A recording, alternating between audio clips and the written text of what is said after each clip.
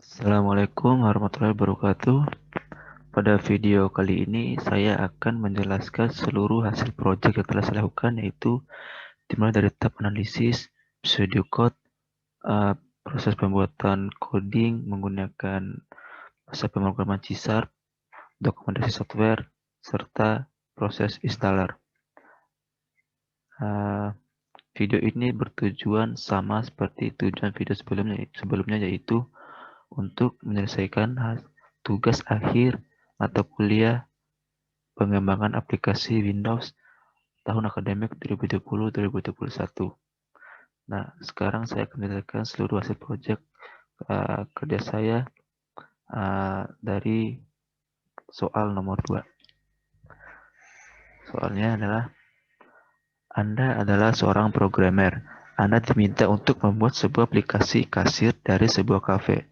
Aplikasi tersebut harus memiliki fungsi untuk mencetak nota, dan aplikasi tersebut selain berisi item makanan, minuman, harga satuan, harga total, jumlah bayar, dan uang kembalian, aplikasi tersebut harus mampu mencetak nama pelanggan, tanggal dan jam pelanggan, serta nama kasir. Nah, dari soal tersebut, saya telah melakukan analisis dengan hasil diketahui sebuah kafe akan membuat aplikasi kasir untuk mendata menu-menu serta transaksi pembayaran. Dan aplikasi tersebut selain berisi item makanan, minuman, harga satuan, harga total, jumlah bayar, dan uang kembalian, aplikasi tersebut harus mampu mencetak nama pelanggan, tanggal dan jam pelanggan, serta nama kasir. Ditanya, mencetak file yang berisi data makanan, data minuman, harga satuan, harga total, jumlah bayar, uang kembalian, nama pelanggan, nama kasir, tanggal dan jam pelanggan.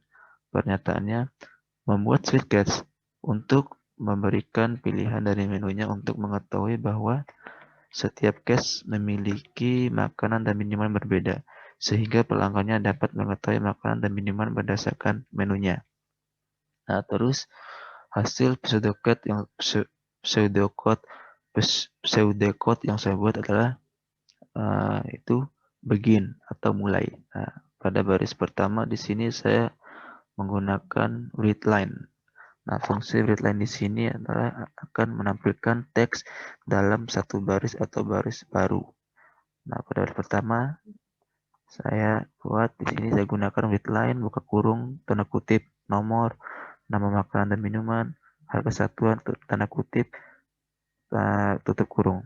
Baris selanjutnya itu readline, buka kurung, nomor 1, menu makan ayam goreng dengan harga satuan Rp25.000, tutup kurung.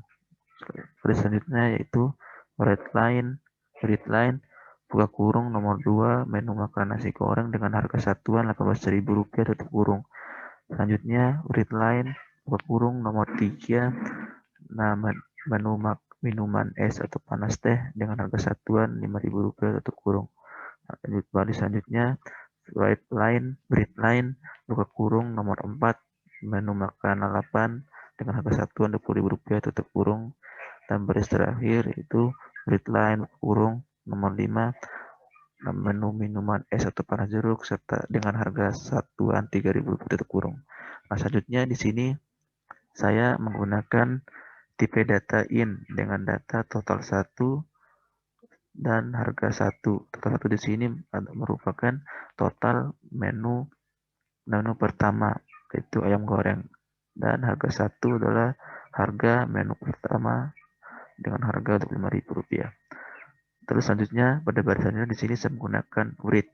Nah, read di sini berbeda dengan fungsi dari readline. Fungsi readline tadi yaitu akan menampilkan teks dalam satu baris atau baris baru, sedangkan read di sini tidak akan membuat baris baru. Nah, di sini saya membuat read, buka kurung, tanda kutip, berarti item ayam goreng yang akan dibeli, tanda tanya sama dengan tanda kutip, tutup kurung.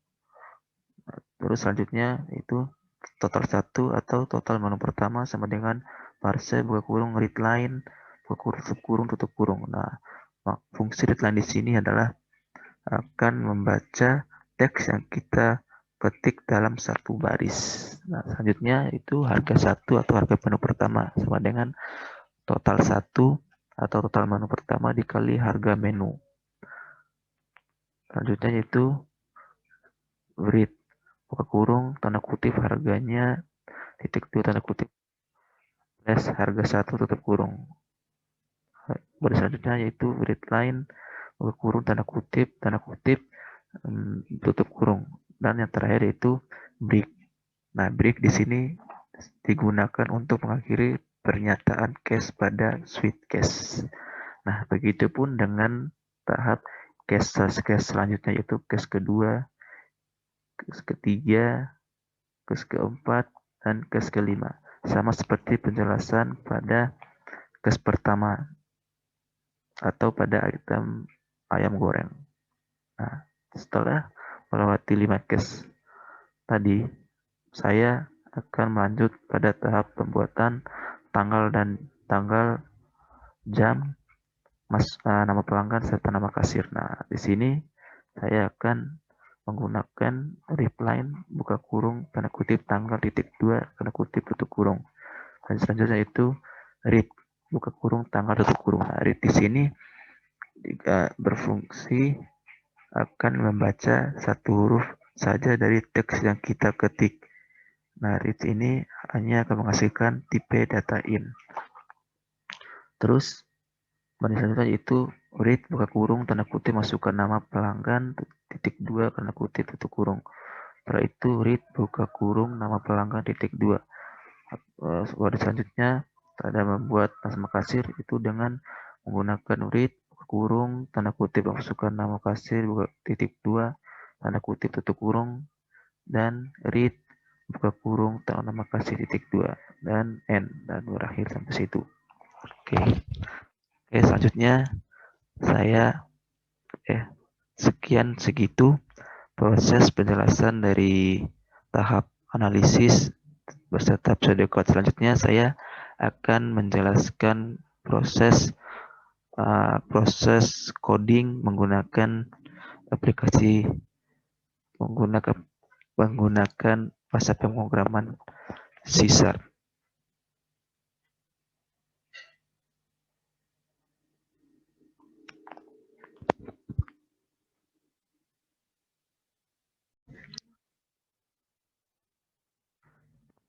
Nah, baiklah, di sini saya akan menjelaskan beberapa bagian baris yang telah saya buat.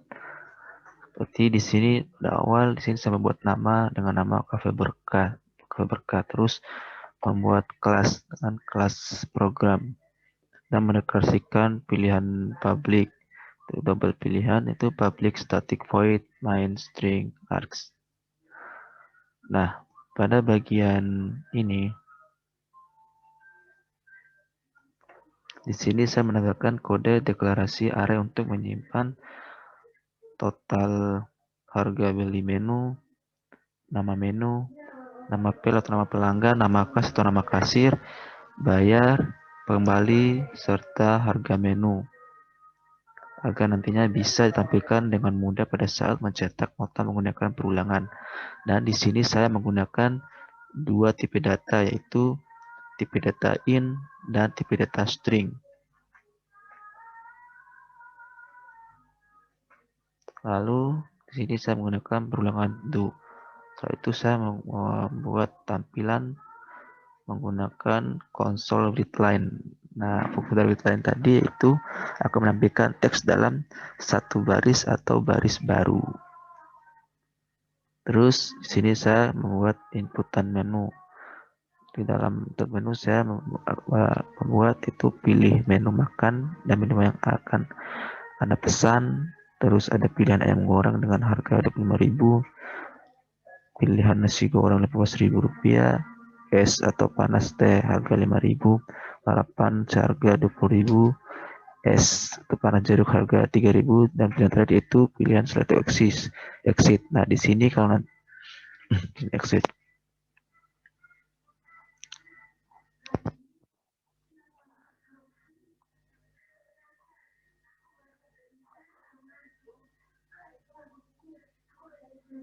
Lalu pada bagian membuat switch menu dengan case. Nah, switch menu.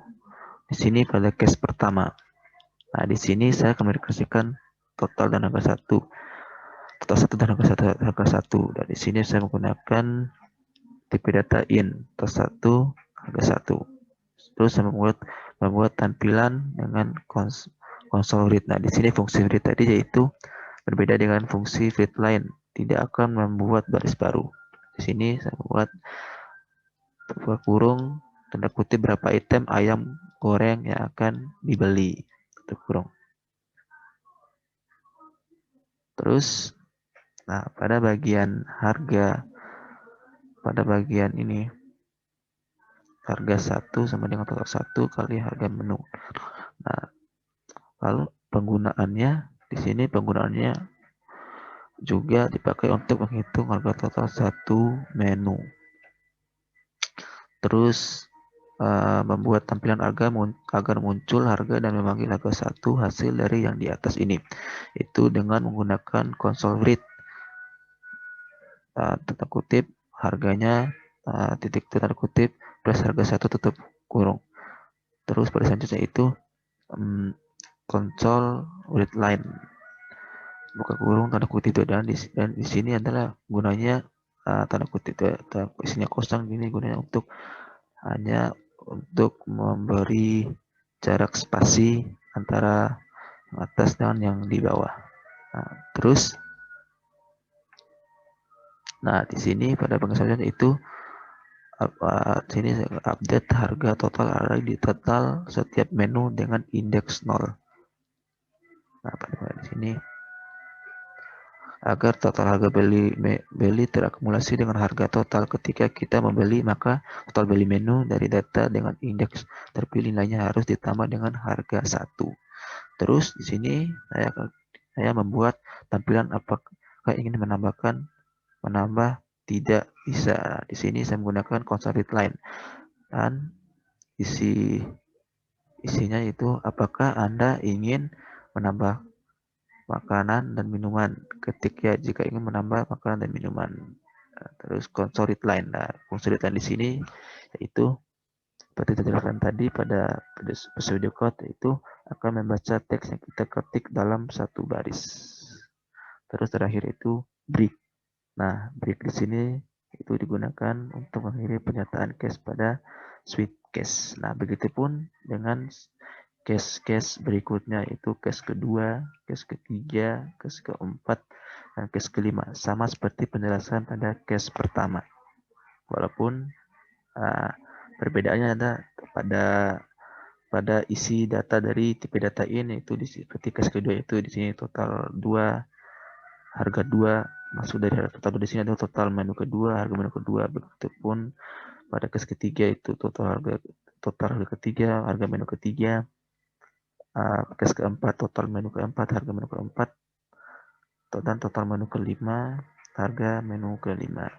Oke, terus di sini saya buat pada case 6 itu di sini saya buat stop sama dengan true. Nah, di sini nanti ketika di sini pengguna stop adalah nanti agar ketika kita memilih menentukan pilihan 6, maka otomatis akan pada saat melakukan running kita bisa melakukan menentukan pilihan salah satu axis keluar dari running tersebut. Terus pada case di sini saya menggunakan program pilihan di sini untuk ketika kita memilih maka pada saat melakukan running nanti kita akan lanjut untuk memilih menu. Dan pada case tidak sama seperti pada case 6 tadi. Terus di sini pada default, di sini saya menggunakan console read line dengan isian berkurung tanda kutip tidak terdapat di menu, tanda kutip tutup kurung, dan terakhir big. Terus lanjut di sini saya di sini adalah perulangan dari do akhirnya menggunakan while. Terus itu deklarasi variabel untuk memberi nama file. Di sini saya menggunakan tipe data string dan isi datanya nota. Terus tipe data itu in dengan harga harga total sama dengan 0. Nah, di sini setelah perulangan, ketika mau cetak nota, buat variabel untuk menampung total beli dari semua menu. Oke, terus itu menggunakan perulangan try. Di sini saya menuliskan nama file. Di sini saya menggunakan tipe data var. Tanggal. Di sini saya akan membuat tanggal agar nanti bisa menampilkan tanggal. Di sini saya menggunakan tanggal sama dengan datetime titik now. Nah, di sini maksudnya dari data di sini adalah nanti berfungsi agar secara otomatis memasukkan tanggal dan jam saat kita melakukan running hari tersebut. Terus selanjutnya yaitu console readline. Di sini saya masukkan tanggal garing T, garing T, garing T, garing T. Di sini berfungsi untuk melakukan spasi secara otomatis. Nah, plus tanggal. Terus ada kali selanjutnya yaitu console write read. Nah, di sini saya masukkan buka kurung tanda kutip nama pelanggan, tanda kutip garing T, garing T, garing T, titik 2, tanda kutip, tutup kurung. Selanjutnya yaitu ada bagian memasukkan nama pelanggan. Nah, di sini tadi saya sudah masukkan data nama pelanggan dengan nama PL sama dengan console readline. Nah, di sini nanti otomatis kalau baca teks kita ketik dalam satu baris. Terus selanjutnya itu console write, buka kurung, titik, tanda kutip nama kasir, garing T, garing T, garing T, titik 2, tanda kutip, tutup kurung. Nah, terus selanjutnya itu nama kasir di sini dengan data yang saya masukkan tadi yaitu nama kas untuk penggunaan nama kasir sama dengan console readline, nanti akan otomatis terbaca kita ketik.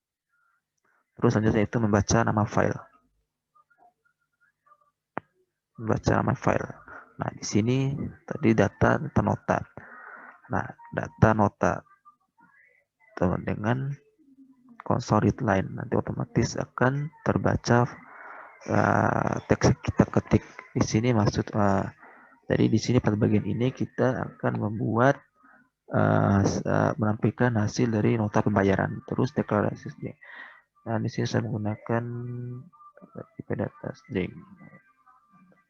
Terus pada bagian ini kita bisa menampilkan menu yang dibeli menggunakan perulangan. Di sini ada pengecekan jika nilai total menu dengan indeks I lebih dari 0, maka dilakukan perhitungan jumlah pembeliannya. Lalu ditampilkan nama, jumlah, dan total belinya menggunakan readline. Di bawahnya juga dilakukan akumulasi nilai harga total dengan menambahkan total beli menu dengan indeks I.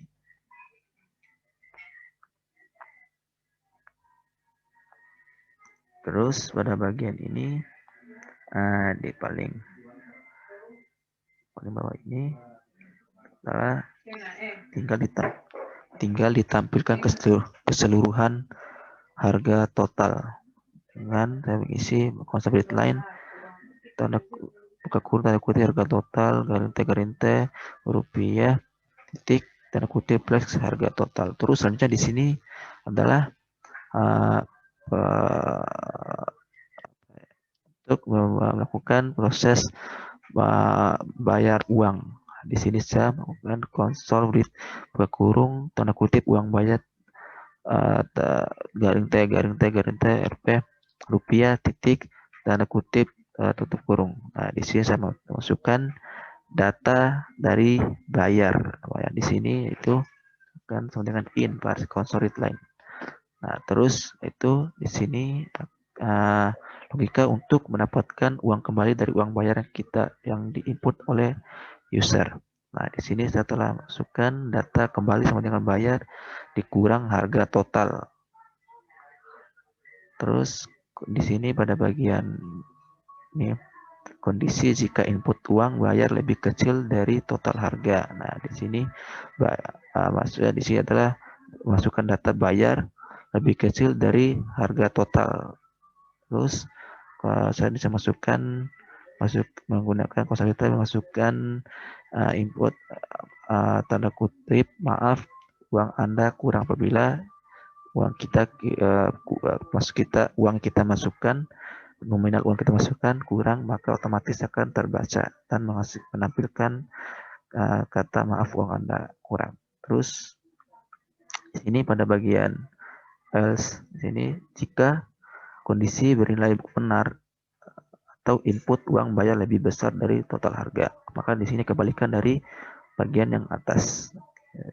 Terus di sini bagian chat expression consolidate line kesalahan less mistake, dan finally consolidate terakhir itu consolidate line, maka terakhir akan menampilkan dari kata setelah kita melakukan proses transaksi, maka akan muncul kata terima kasih atas kunjungannya. Nah, begitulah proses beberapa coding yang saya buat. Oke, nah selanjutnya saya akan menjelaskan proses membuat dokumentasi software.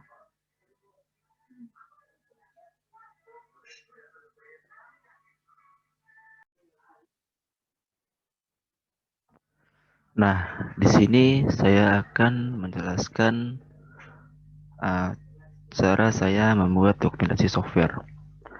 Nah, pada step pertama di sini berisi folder tempat project yang kita buat. Dalam hal ini saya menggunakan contoh project aplikasi berkah yang saya buat tadi. Nah, di sini akan select, terus cari folder cover berkah. Oke, select folder. Terus project name bisa diisi dengan, di sini saya isi nama project saya itu my project cover. Terus selanjutnya itu project synopsis. Project synopsis ini bisa diisi dengan penjelasan ringkas tentang project yang saya buat. Nanti contohnya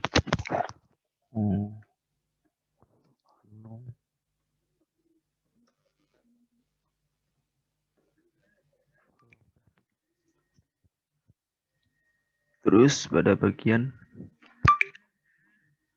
project version, di sini saya isi dengan versi saya itu isi dengan 1. Nah, pada project logo di sini bisa mencari file logo atau ikon yang kita download, tapi di sini saya tidak masukkan logo. Terus pada bagian source code directory bisa dikosongkan. Nah, pada bagian centang pada bagian scan recursively. Nah, terus pada bagian destination directory di sini adalah bagian di mana tempat kita yang menyimpan folder akan kita buat. Ini saya akan simpan di sini. Oke, terus klik next. Nah, di sini pada mode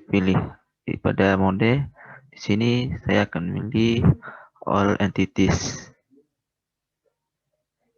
Terus pada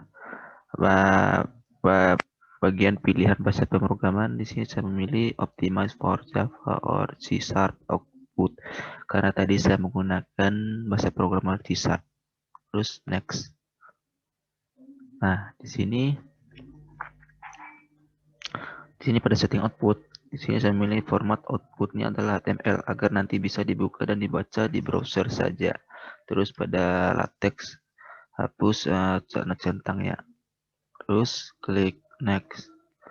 Nah, pada bagian step ini pada setting diagram, di sini saya memilih use .tool from the graphics page cake. Dan di sini saya akan mencentang call graph dan collect by graph, nanti akan otomatis memanggil grafisnya. Terus klik tab expert. Nah, terus scroll ke bawah pada bagian topics, pilih bagian dot. Nah, sebelah kanan ada pilihan-pilihan yang harus dicentang. Nah, di sini saya akan centang beberapa pilihan. Jadi kelas kelas diagrams. Mungkin itu saja. Nah, lebihnya nanti bisa kasih fitur-fitur yang dimiliki oleh Doxigan. Terus klik next. Nah, di sini tinggal kita klik run Doxigan dan tunggu beberapa saat hingga muncul hasil running seperti pada hasil berikut. Nah, udah di sini katakan Doxigan has finished. Nah, finish. Oke.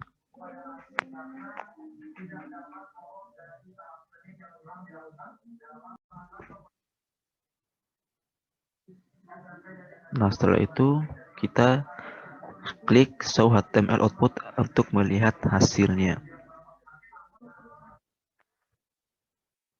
Nah, beginilah hasil dari proses dokumentasi software yang kita buat tadi. Di sini ada nama projectnya itu project Cafe Berkah dengan siap Cafe Berkah. Di sini ada main page cakes, class, class list, class index, members, dan files. Nah, itulah sekian dari proses dokumentasi software yang saya buat. Maka selanjutnya saya akan menjelaskan proses pembuatan installer.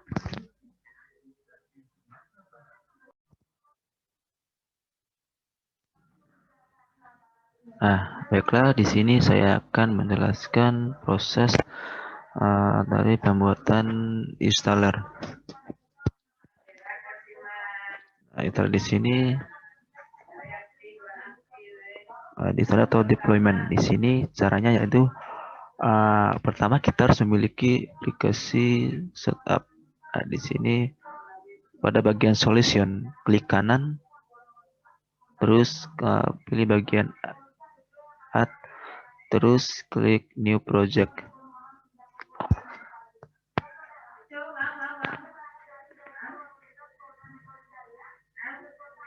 Terus di sini pilih bagian setup project karena di sini sudah pernah saya gunakan. Di sini kita langsung pilih setup project, terus klik next. Nah, setelah itu isi project nama yang diinginkan. Dan tadi saya sudah masukkan nama dengan nama setup 2. Terus lokasinya di mana. Nah, terus setelah keduanya udah dilakukan, maka langsung klik create. Tapi di sini saya akan langsung buka hasil setup yang saya buat. Oke. Nah, di sini. Nah, pada isi dari file sistemnya, di sini ada 3 folder, yaitu folder pertama itu application folder, user desktop, dan user programs menu. Pada folder application folder di sini saya udah mengisinya dengan file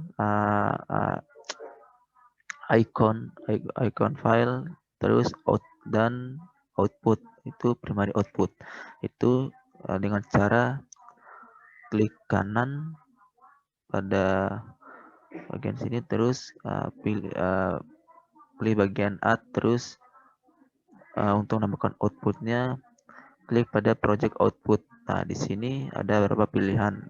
Dan di sini saya memilihnya primary output. Terus saya klik OK, maka hasilnya seperti ini. Oke. Dan yang kedua yaitu menambahkan file icon. Dengan cara klik kanan, terus pilih pada bagian add, terus klik file. Nah, di sini kita akan mencari file yang telah kita download, itu file icon. Nah, icon telah kita download.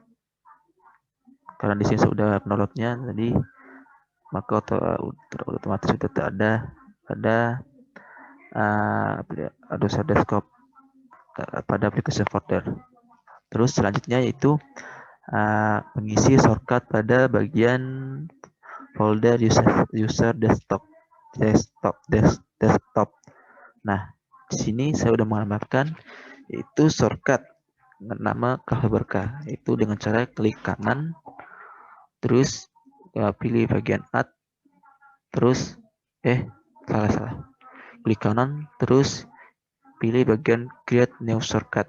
Nah, di sini, terus di sini kita langsung memilih folder application folder, karena tadi kita udah masukkan shortcut dan file iconnya.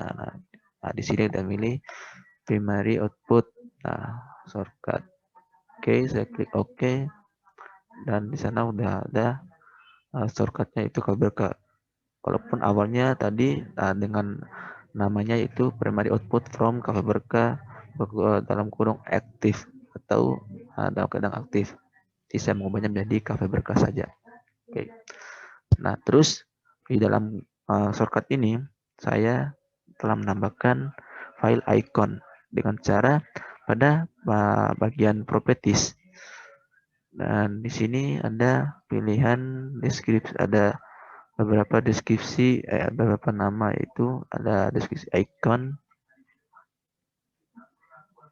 ada icon. Nah, di sini pada awalnya di sini kosong, tapi di sini udah saya menambahkan file icon, tadi saya udah masukkan dengan cara klik browse.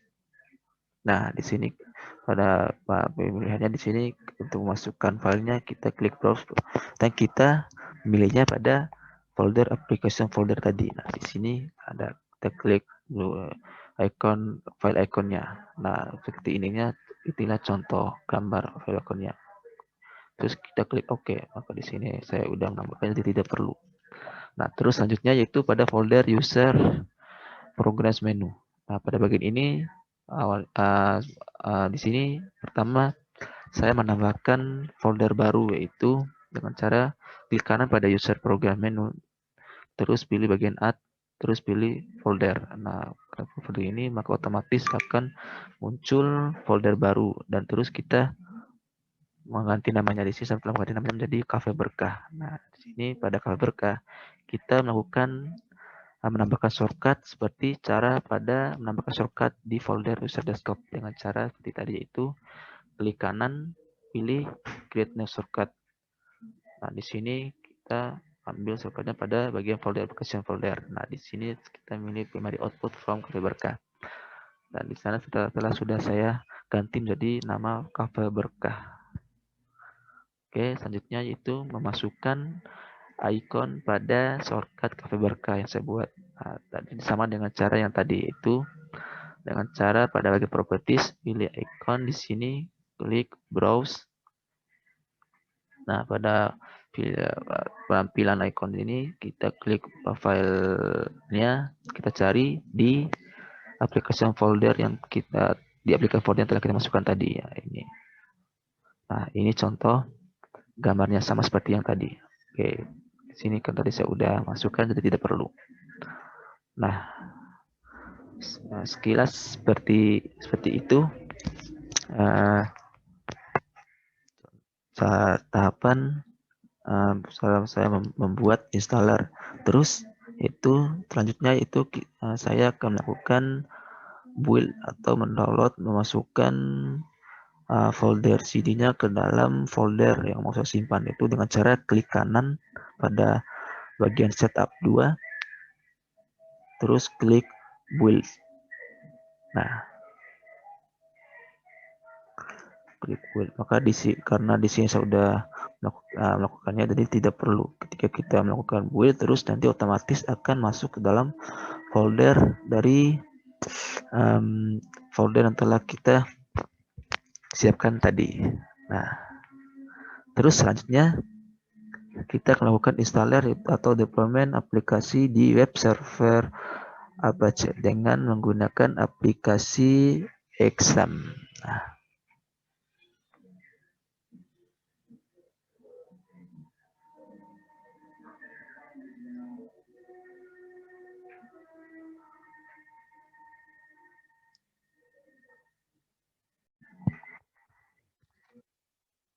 Nah, pertama sebelum melakukan deployment aplikasi di web server Apache, kita harus buka aplikasi Exam. Nah, di sini pada bagian ada berapa.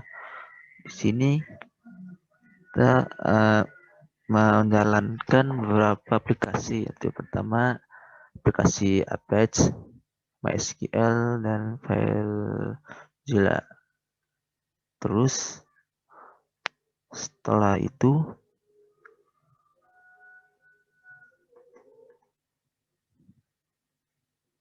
kita harus memasukkan file setup yang kita buat tadi ke dalam folder exam. Nah, itu dengan cara membuka kedua setup 2 kita copy, terus kita masukkan ke dalam folder exam pada bagian htdocs. Nah, di sini karena saya sudah masukkannya jadi otomatis udah masuk. Terus selanjutnya yaitu kita mengecek apakah udah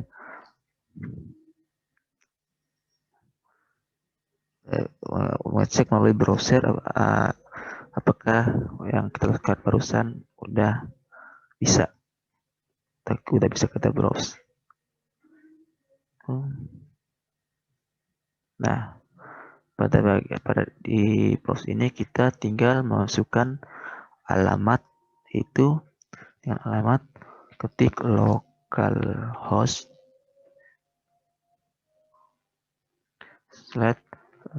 dengan nama folder tadi yaitu setup 2.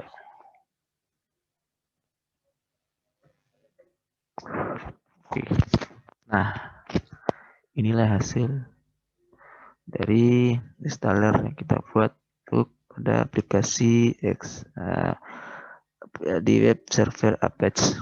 Nah, sekian tahapan penjelasan yang saya jelaskan.